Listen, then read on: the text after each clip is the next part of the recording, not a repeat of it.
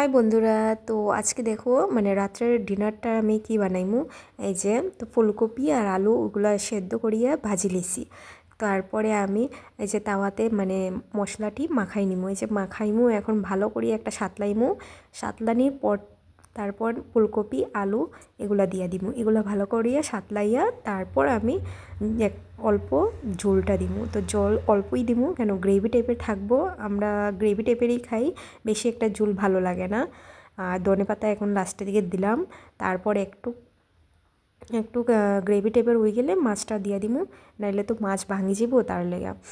তারপরে লাস্ট মোমেন্টটা তোমরা দেখাইমু কীরকম মানে কালারটা আইছে ফুলকপির। তো তোমরা জানাইবা কমেন্টে। এই যে দেখো লাস্টের এটা, তো কীরকম আইছে কালারটা কমেন্টে জানাইবা। আর কার কার ভালো লাগে ফুলকপি মাছ দিয়া ধনেপাতা দিয়া। তারপরে দেখো লাই পাতা বানাইমু, লাই পাতা মাছ দিয়া। তো এই যে লাই পাতাটা আমি ধুইয়া নিছি, তো ধুইয়া এখন কুচি কুচি করিয়া কাটমু।